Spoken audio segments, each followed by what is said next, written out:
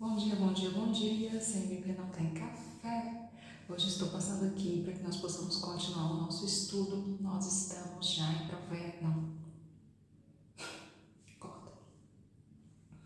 Nós estamos já no livro de Salmos, no capítulo 18. Pronto. Antes disso, nós vamos falar um pouquinho sobre o testificar, a característica do testificar do Espírito Santo de Deus nas nossas vidas. O próprio Espírito testifica com o nosso Espírito que somos filhos de Deus, ou seja, o Espírito Santo dá testemunho interior, ele traz uma testificação quando nós estamos no caminho certo. Nós estamos falando disso e hoje nós vamos falar das características do testificar do Espírito Santo de Deus. Em primeiro lugar, vou dizer para vocês uma pergunta que não quer calar. Como discernir o testificar do Espírito Santo de Deus? Como ter a certeza que é o Espírito Santo de Deus que está falando conosco?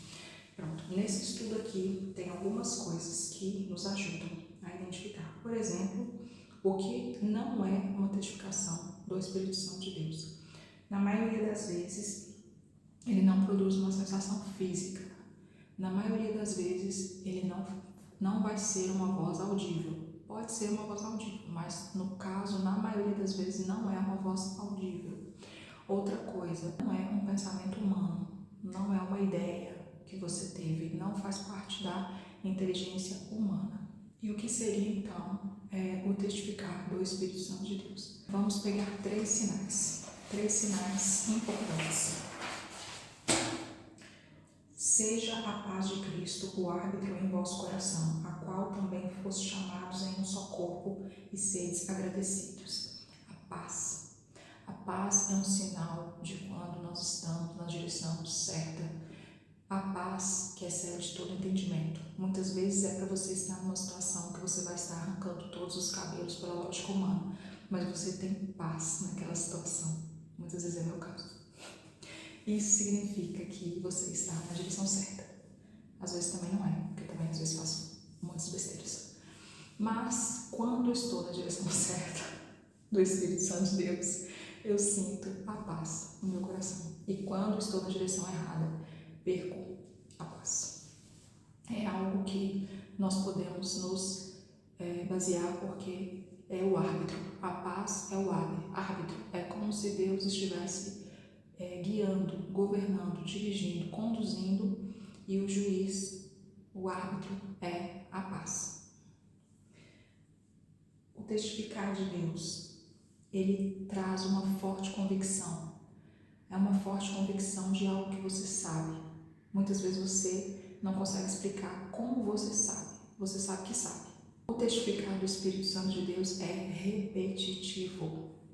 Às vezes você tenta mudar de ideia, às vezes você tenta mudar de caminho, mas aquela convicção, ela se repete, às vezes por dias, por meses e às vezes por anos. Nós precisamos ter cuidado também para não confundir os desejos da nossa alma, as coisas da nossa alma com as coisas do Espírito.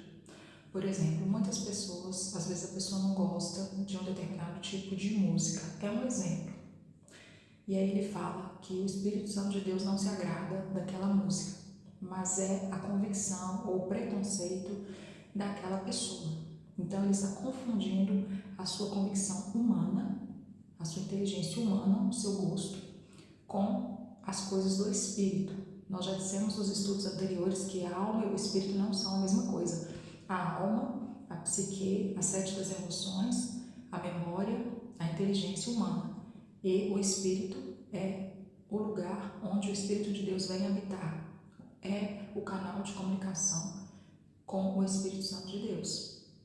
Então, nós também temos que ter cuidado para não ficar o tempo todo dizendo que Deus me disse isso, Deus me disse aquilo, porque às vezes o Espírito Santo realmente orientou, e às vezes são coisas da nossa alma, da nossa mente. Então, nós precisamos ter muito cuidado, como está escrito em Deuteronômio 18:18, o Senhor disse que ele iria enviar um profeta, Moisés, falando ao povo.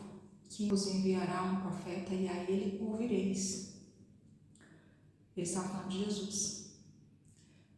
Mas ele disse também um pouquinho a seguir, nos outros versículos, que cuidado com aqueles profetas que profetizassem segundo o seu próprio entendimento, segundo as palavras que Deus não mandou dizer, porque as palavras que saíssem da boca deles não iriam se cumprir.